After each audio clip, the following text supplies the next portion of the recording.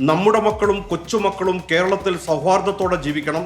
വർഗീയമായി ഭിന്നിപ്പിക്കാൻ ഒരാളെയും സമ്മതിക്കില്ലെന്ന് വി.ഡി. സതീശൻ. സതീശന്റെ ഭരണത്തിൽ തേനും പാലും ഒഴുക്കും എന്ന് പറയുന്നില്ല, പുതുമയും മാറ്റങ്ങളും ഉണ്ടാവും.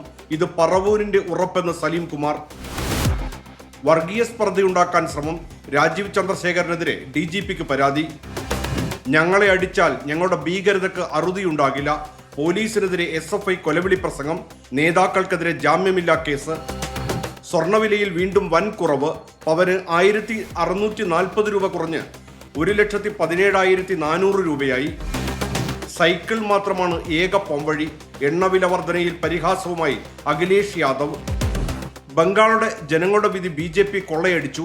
ജനാധിപത്യ സ്ഥാപനങ്ങളെ ദുർബലമാക്കിയെന്ന് അഭിഷേക് ബാനർജി. ഒന്നുകിൽ കരാർ അല്ലെങ്കിൽ ഉന്മൂലനം. ഇറാനെ വീണ്ടും ഭീഷണിപ്പെടുത്തി ട്രംപ്.